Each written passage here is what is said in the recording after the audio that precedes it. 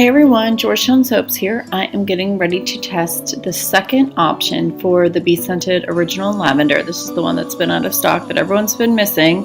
And I posted the first test video the other day, and this one is just the second option from the second supplier. And everything worked great with this one. I just added in my lye water and I'm mixing that in. What I really like about both of these options is that the lavender did not accelerate nearly as much as it did with the original. So it's kind of surprising. And the first one didn't accelerate, like don't get me wrong, but if you did overstick blend, it would thicken up.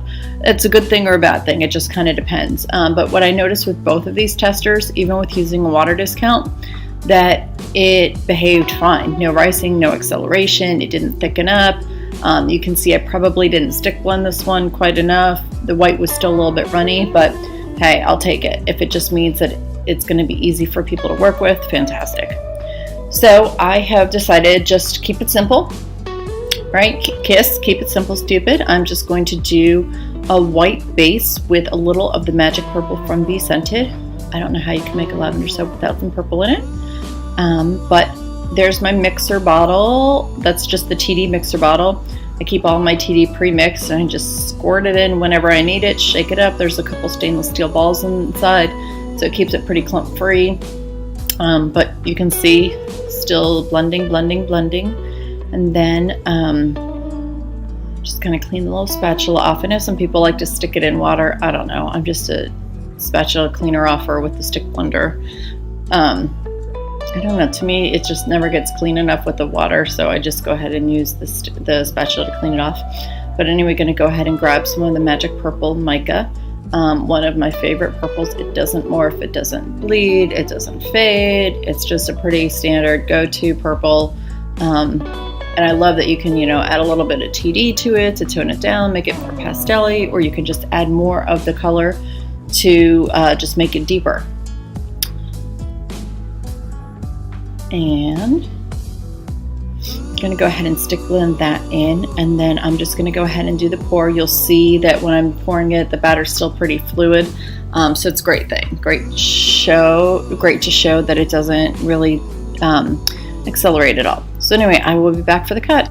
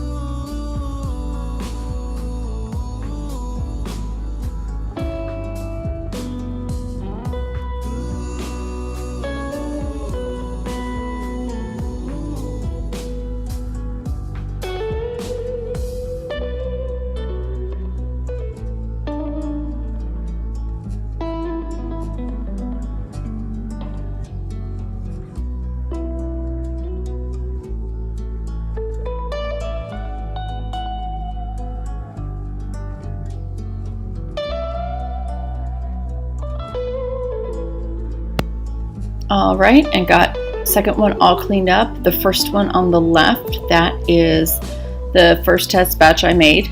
So I made the tops a little bit different just on purpose, just so if I did label them and the label fell off, I would be able to tell which one was which. But anyway, stuck it in the oven for 24 hours, pulled it out. It did crack a little bit on the top, which usually doesn't happen. But anyway, just pretty simple swirl, nothing too fancy. The white was a little bit too fluid to do a lot with. But again, not that big of a deal. This is a 8-bar batch, and lavender always flies off my shelves, so no worries about that. Happy with the color, happy with how this fragrance performed. So now just wait a couple weeks and just make sure that the fragrance does last through the cure. So thank you so much for subscribing. Thanks for watching, and I'll see you on the next video.